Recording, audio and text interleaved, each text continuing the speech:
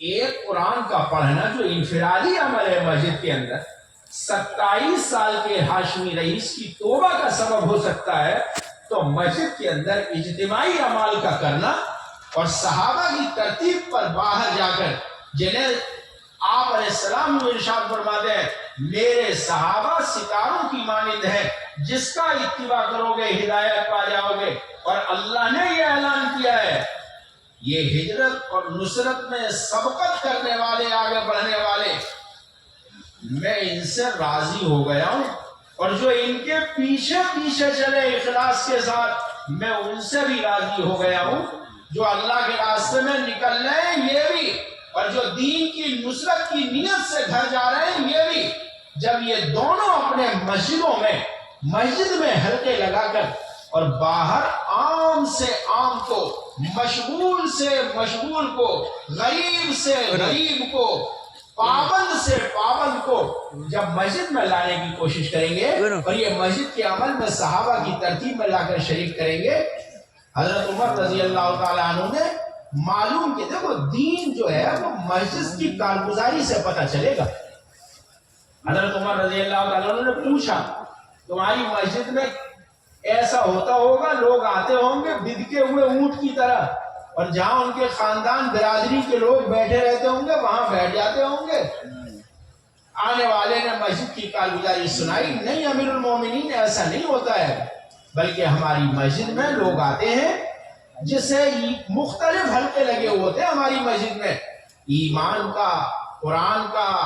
علم کا، حرام حلال کا، سنت شریعت کا، جس کو جیسی ضرورت محسوس ہوتی ہے وہ اس حلقے میں بیٹھ جاتا ہے۔ سیدنا عمر رضی اللہ تعالیٰ عنہ نے فرمایا جب تک ایسا کرتے رہو گے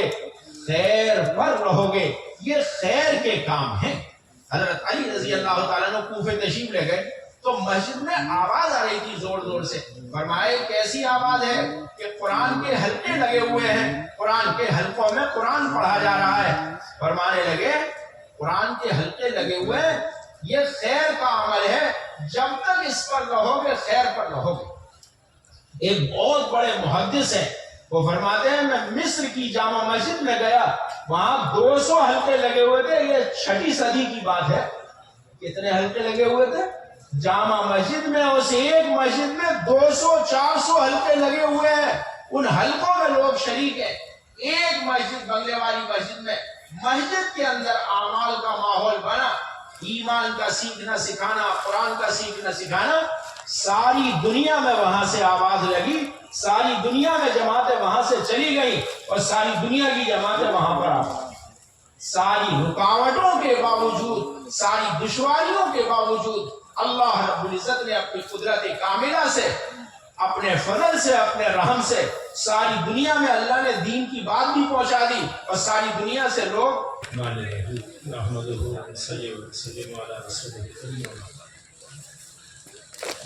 بھائی تشریف ہے جو جہاں ہے وہیں بیٹھے،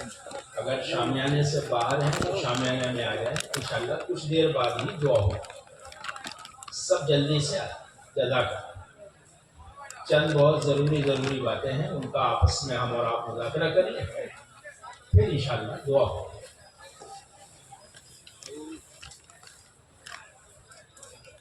اس وقت ہمارے سب کے سامنے 2 قسم کا مجمع ہے، ہم سب جو ہیں 2 طرح کے ہیں۔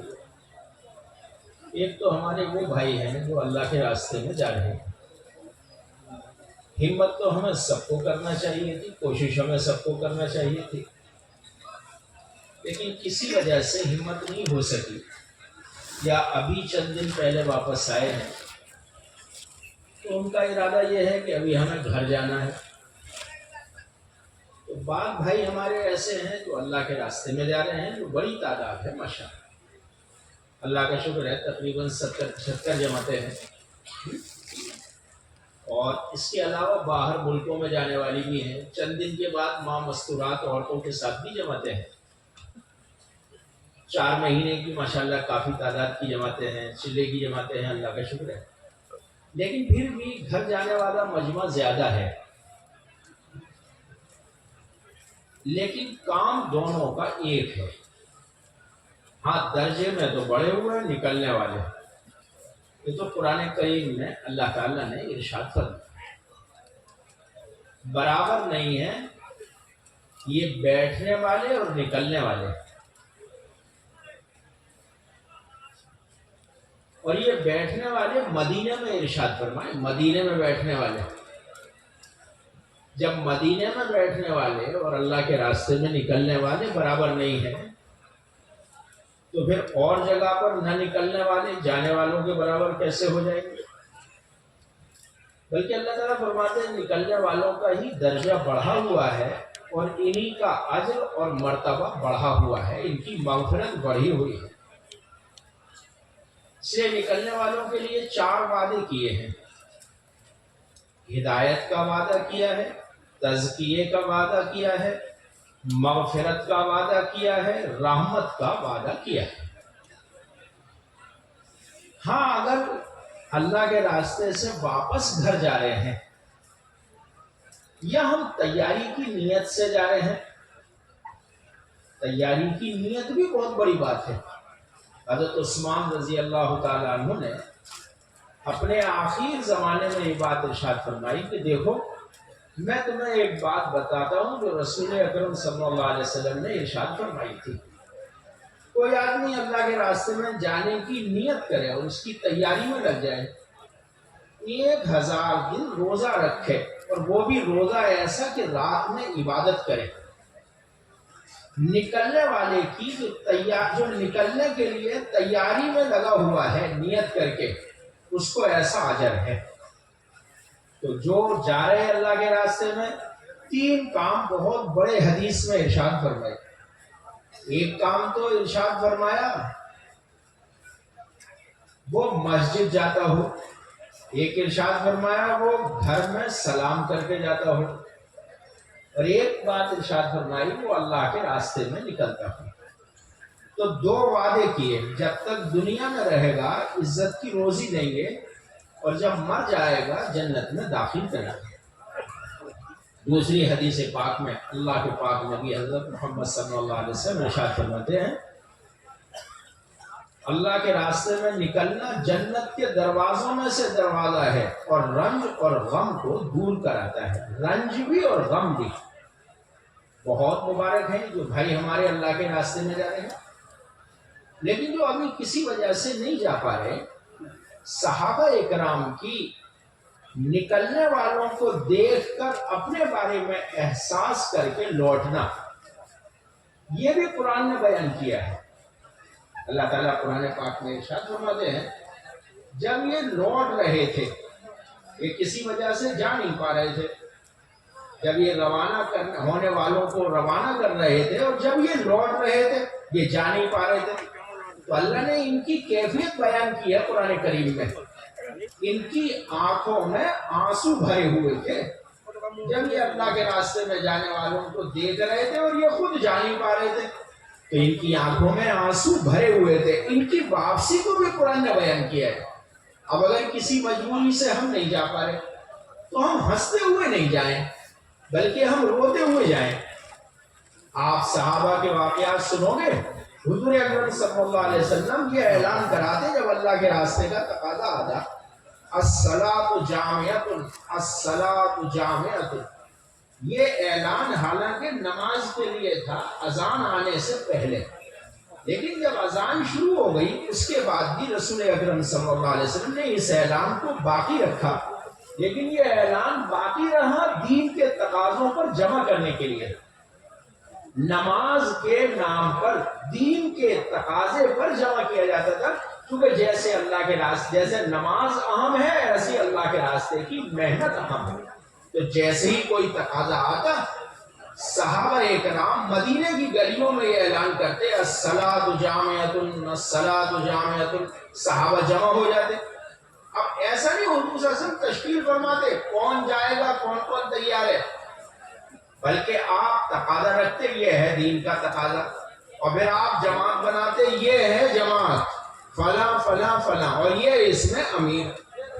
اور یہ جماعت روانہ ہو جائے۔ جو جماعت حضور نے صبح کو بنائی اس کی شام مدینے میں نہیں گزرنے دی، اور جو شام میں بنائی اس کی رات مدینے میں نہیں گزرنے دی. ایک جماعت رک گئی تو آپ اسے ارشاد فرما رہے تھے کیا تم یہ نہیں چاہتے ہو کہ یہ ہماری رات جنت کے باغوں میں گزرے؟ ہاں ایک بات مجھے عرض کرنی تھی، جن کا جانا طے ہوتا تھا یہ خوش ہوتے تھے، یہ اشعار پڑھتے تھے، یہ مسکراتے تھے، اور جن کا جانا طے نہیں ہوتا تھا، جو جا نہیں پا رہے ہوتے تھے، یہ روتے تھے، یہ بلبلاتے تھے، ان کی آنکھوں میں آنسو بھرے ہوئے ہوتے تھے کہ ہمارا جانا نہیں طے ہوا. ہمارا اس وقت دونوں قسم کا مجمع ہے. ایک مجمع تو وہ ہے جو اللہ کے راستے میں نکل رہا ہے، اللہ ان کا جانا قبول فرمائے اور ہمارے سب کے لیے آسان فرمائے. ایک ہمارے بھائی وہ ہیں جو کسی مجبوری سے اس وقت نہیں جا پا رہے، یہ نیت کر کے جائیں کہ ہم انشاءاللہ اب اللہ کے راستے کی تیاری کے لیے جا رہے ہیں. انشاءاللہ ہم بہت جلدی ترتیب بنا کر اپنے محلے والوں کو ساتھ دے کر، اپنی گلی والوں کو ساتھ لے کر 4 مہینے کی جماعت بنائیں گے. اپنے ذمہ داروں سے، قرآنوں سے، بزرگوں سے رخ لیں گے اور انشاءاللہ ہم 4 مہینے کے لیے بڑے خرچوں کے ساتھ چلے جائیں گے. لیکن دین زندگی میں آئے دونوں کی محنت ایک ہی ہے. ہاں نکلنے والوں کا درجہ بڑھا ہوا ہے، اجر بڑھا ہوا ہے، اور ان کی محنت کا ثواب بڑھا ہوا ہے. کتنا بڑھا ہوا ہے؟ کیونکہ 7 لاکھ گنا بڑھا ہوا ہے، 4 کروڑ 90 لاکھ گنا بڑھا ہوا ہے. ہاں ان کا اجر اور درجہ بڑھا ہوا ہے. رمضان شریف میں تو 49 کروڑ گنا تلک ہے، اتنا درجہ بڑھا ہوا ہے. اور پھر آخر میں تو قرآن نے ایک بات کہہ دی، اجر عظیم ہے، بڑا اجر ہے. لیکن محنت دونوں کی ایک ہے، ایمان بنانے کی بھی، ایمان بچانے کی بھی، یقین بڑھانے کی بھی، یقین بچانے کی بھی، علم بڑھانے کی بھی، علم پر عمل کرنے کی بھی، اللہ کا دھیان بنانے کی بھی اور اللہ کا دھیان باقی رکھنے کی بھی، اپنی معاشرت کو پاکیزہ بنانے کی بھی اور اپنے اخلاق کو عمدہ اور اچھا بنانے کی اور اس کو بچانے کی. گھر پر جا کر جو محنت ہے وہ اپنے ایمان کو، اپنے یقین کو، اپنے اخلاق کو، اپنے پاکیزہ معاشرے کو بچانے کی ہے، اور اللہ کے راستے میں نکل کر جو محنت ہے وہ بڑھانے کی. اس لیے بڑھے گا تو جب جب نکلیں گے، لیکن ہاں گھر کی محنت سے بچا رہے گا، نیچے تنزل نہیں ہوگا. اس لیے دونوں کو محنت ایک ہی کرنی ہے، ایمان کے حصول کی، ایمان میں قوت حاصل کرنے کی، ایمان کی کیفیت پر باقی رہنے کی اور ایمان کے بڑھانے کی. وہی محنت ہے جو صحابہ کی محنت ہے. حضرت عبداللہ ابن حذافہ رضی اللہ تعالیٰ عنہ نے، بادشاہ نے ان کے سامنے ملک پیش کیا، آدھا ملک لے لو اور بیٹی اپنے نکاح میں لے لو، لیکن اسلام چھوڑ دو، ایمان چھوڑ دو. تو انہوں نے کہا سارا ملک دے اور بیٹی کا نکاح بھی کرے، اتنی دیر جتنی دیر پلک جھپکا جاتا ہے میں اسلام ایمان چھوڑنے کو تیار نہیں ہوں. پھر اس نے دھمکی دی کہ یہ تیل گرم کیا جا رہا ہے، اس میں ہم تمہیں ڈال دیں گے. تو وہ ہنسنے لگے، رونے لگے. ان سے ہنسنے کا، رونے کی وجہ پوچھی. کہنے لگے ہنسا تو میں اس پر کہ اللہ کی کیسی برداشت ہے تجھ پہ اور تیری کیسی جرأت ہے اللہ پہ کہ تو گرم تیل میں ڈالنے کو تیار ہے، اور کہہ کو تم نے ڈال بھی دیا. اور رویا میں اس پر ہوں کہ ایک جانیں ابھی لگ کے کام آ جائے گی. اگر اتنی جانیں ہوتی جتنے بدن پہ بال، 100 جانیں بھی اگر ہوتی اور ایک ایک کر کے سب لگ جاتی، انہیں لگا دیتا. لیکن ایمان ان سب کے بارے میں نہیں ترک کرتا. اسے ایمان کہتے ہیں. اللہ کے مقابلے پر سارے ملک، سارے علاقہ، اتنی اچھی جگہ، رشتہ، یہ سب سمجھ میں نہیں آ رہا ہے، بلکہ ایمان سب سے زیادہ سمجھ میں آ رہا ہے. ایمان کے بچانے کی اور ایمان کے بڑھانے کی اور ایمان کی کیفیت پر باقی رہنے کی صحابہ والی محنت سب کے لیے ہے۔ رسول اکرم صلی اللہ علیہ وسلم کے صحابہ مسجد نبوی میں ایمان کے حلقے لگاتے تھے اور ایمان کی دعوت دیتے تھے۔ اس لیے اللہ کے راستے میں نکلنے والے بھی پانچوں گشت کر کے مسجد میں اعمال کا ماحول بنا کے اور باہر جا کر ہر عام خاص کو، عالم غیر عالم کو، حافظ غیر حافظ کو، غریب اور مشغول کو، اور گھر جانے والے بھی اپنے محلے کے ہر فرد کو روزانہ محنت کر کے، تمام گشت کر کے، ملاقاتیں کر کے مسجد میں ایمان کے، قرآن کے، علم کے حلقوں میں شریک کریں گے۔ ایمان بڑھتا ہے ایمان کے حلقوں سے، ایمان میں قوت پیدا ہوتی ہے ایمان کے حلقوں سے۔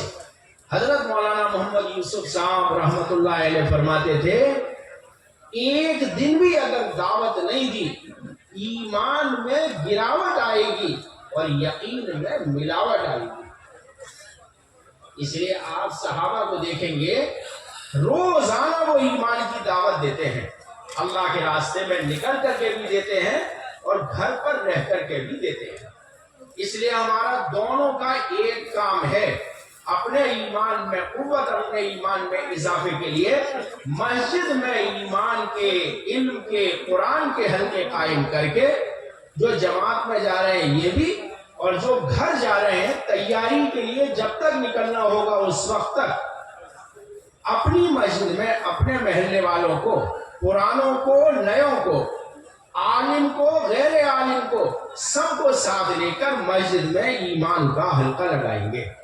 تعلیم کا حلقہ لگائیں گے، قرآن کا حلقہ لگائیں گے، حرام حلال احکام مسائل کا حلقہ لگائیں گے، اور پھر باہر سے سب کو خوشامد کر کے لائیں گے۔ اگر ہم گشت میں نہیں گئے، پانچوں